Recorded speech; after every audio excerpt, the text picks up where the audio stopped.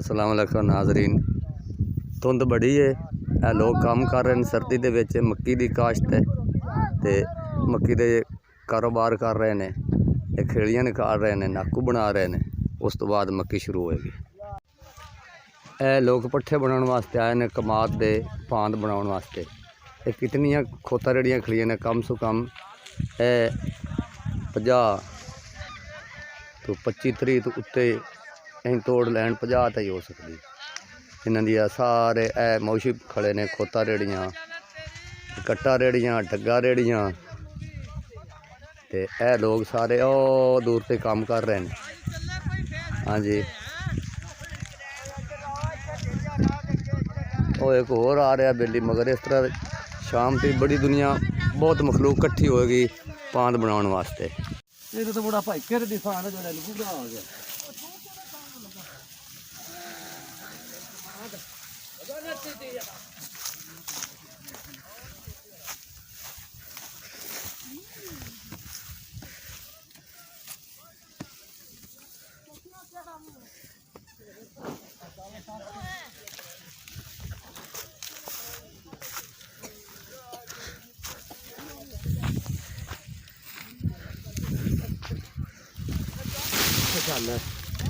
लोहे दिया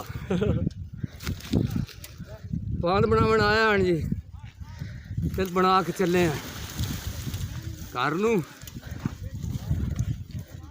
साडा काम साइकिल की सवारी, आ जा निभाया जा साइकिल से गाना बनया है। साडी हो सके पुराना व्यू चल रहा।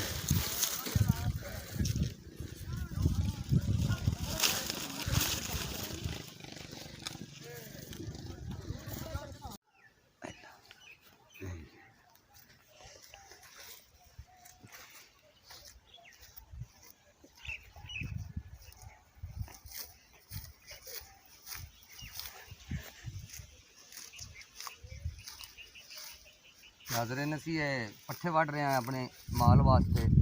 पहले पांद बना के लियाते ने, तो हुण पट्ठे वढ़ रहे हैं। फिर असी कुतरांगे, फिर गां नूं पावांगे। ये साडा कारोबार है जी डेली का, क्योंकि अल्लाह ताला ने फरमाया जो बेज़बान है ना, उन्होंने पट्ठियां दी थरोट को दे देगा तो माशर वाले दिन उनके ते लोड पवेगा। क्योंकि गुंगदान होंदा ना बोलन जोगा, ना लेने ना देना। लेकिन लेट फेट तो हो जाती है, अल्लाह माफ़ करे या कोई चीज़ ना होए तो फिर भी रह सकते हैं। जिस तरह इंसान के नाल भी इस तरह हो सकती है, हमारे नाल भी हो सकती है। लेकिन जान के नहीं करना कि चलो कोई गल नहीं, सरदा ही पिया ना, भुखा तो भुखा खड़ा रहे। यह चीज़ होगी। उठ के मेरा पुत्र उठ,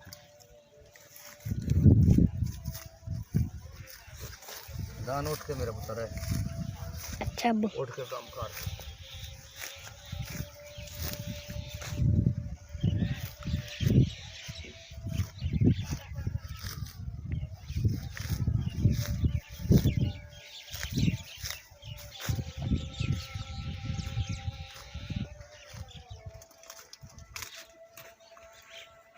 आज बार रोज जुम्मा है, माड़ा ते फुंडिया का महीना भी है, रात को फुंडे भी हैं।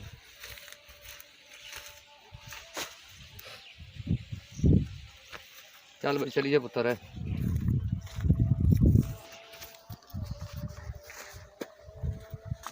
किले खूबसूरत फुल हैं, सरों फुली हुई है। अल्लाह चाहता मौसम तब्दील हो गया है, धुप निकल गई, गर्मी आ जाए अल्लाह चाहता। हुण तो बारिश पवे तो सर्दी है, जे ना पवे तो मौसम बिल्कुल सैट है।